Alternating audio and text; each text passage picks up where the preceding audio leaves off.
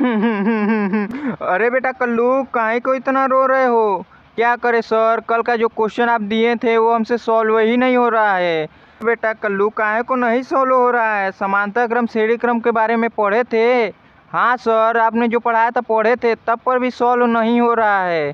कैसे नहीं सॉल्व हो रहा है? देखो हम कैसे इस क्वेश्चन का गर्दा गर्दा उड़ाते हैं। तुम्हारे सामने इस क्वेश्चन का गर्दा उड़ेगा। क्वेश्चन क्या दिया है कि तुमको ज्ञात करना है तुल्य प्रतिरोध क्या होता है। तो तुल्य प्रतिरोध नहीं ज्ञात कर सकते हो? देखो यहाँ पर दिया है कि ये 3 ओम का है, 3 ओम का है, 3 ओम का है, और ये 4 ओम का, 4 ओम का। तो यही तो केवल करना है कि इन तीनों को जोड़ देना है, इन दोनों को जोड़ देना है, फिर जो आएगा उसको जोड़ देना है। नहीं सर, ऐसे नहीं समझ में आया। तो देखो कैसे समझ में आता है। देखो समांतर क्रम तो जानते हो ना, समांतर क्रम में क्या होता है? समांतर क्रम में ट्रेन की जो पटरियां जो होती है वो समांतर होती है ना। तो वही चीज़ यहाँ पर देखो, एक दूसरे का समांतर है ये तीनों, तो यानी कि ये समांतर हो गया ना। तो समांतर क्रम का फार्मूला तुमको पता है? नहीं सर। अरे तो तुम कैसे सॉल्व कर सकते हो क्वेश्चन को? समांतर क्रम का फार्मूला पहले जानो क्या होता है। देखो 1/r equivalent equal to 1/r1 plus 1/r2 plus 1/r3। जितने भी तुमको दिखते जाए सारे को इस तरह से जोड़ते जाओ यदि वह समांतर क्रम में दिखे तुमको। ये देखो ये समांतर क्रम में है ना, तो यहाँ पर ये फार्मूला हम यूज करेंगे। ये फार्मूला पता होना चाहिए तुमको। और श्रेणी क्रम के लिए हम दूसरा फार्मूला यूज करेंगे।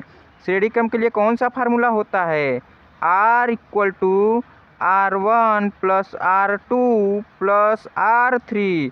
अब R1 R2 R3 क्या है? यानी कि जितने भी तुमको प्रतिरोध दिखते जाए उसको जोड़ते चले जाओ। ये दोनों किस में है? श्रेणी क्रम में। ये क्वेश्चन श्रेणी क्रम और समांतर क्रम दोनों में दिया है, लेकिन पहले हम समांतर क्रम को हल कर उसके बाद श्रेणी क्रम को हल करते हैं। अब देखो गर्दा उड़ाने की पारी आई, तो गर्दा कैसे उड़ता है। ये जो 3-3 ओम का प्रतिरोध दिया है ये तुमको समांतर क्रम में दिख रहा है ना, तो इसको जोड़ दो। समांतर क्रम में जोड़ने का फार्मूला हम बता दिए, बस उसी तरह जोड़ो। 1/r इक्वल टू, देखो 1/r की जगह क्या लिखोगे? 3 प्लस 1/3 प्लस 1/3। देखो तीनों में अब एलसीएम लेने तो आता ही है ना। एलसीएम लेकर जब हल करोगे तो कितना आएगा? 1 + 1 + 1। जब तुम इसके आगे सॉल्व करोगे तो कितना आएगा? 3/3। और ये कितना हो जाएगा? 1 ओम। यानी कि R बराबर 1/r बराबर कितना हो जाएगा तुम्हारा? 1/1। यहाँ पर 1/1 लिखना मत भूलोगे, नहीं तो फिर दूसरे क्वेश्चन में गलती कर जाओगे। यहाँ पर कितना हो जाएगा टोटल? तो R बराबर क्या हो जाएगा तुम्हारा? 1 ओम हो जाएगा। इसको R1 मान सकते हो, यहाँ से R1 मान लो। अगर तुम इन तीनों ओम को प्रतिरोध को फेंक दो और फेंकने के बाद यदि तुम R बराबर 1 ओम का प्रतिरोध लगा दो तो क्या हो जाएगा? इसी के बराबर आ जाएगा तुम्हारा।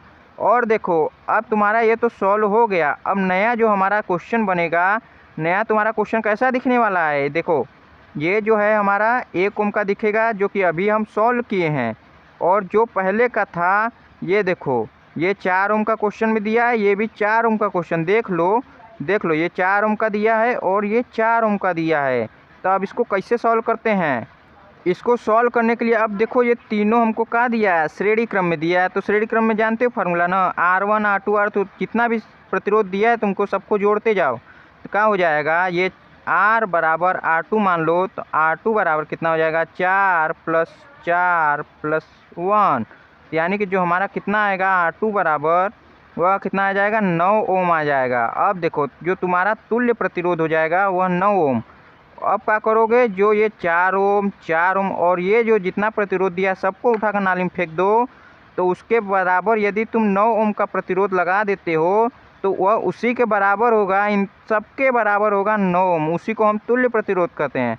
तो समझ में आ गया होगा बेटा कल्लू कि कैसे इसको सॉल्व करना है। इसका आंसर क्या आया? 9 ओम। ऐसे ही कल्लू की तरह क्वेश्चन को समझने के लिए चैनल को सब्सक्राइब करना ना भूलें। मिलते हैं नेक्स्ट वीडियो में, तब तक के लिए जय हिंद जय भारत।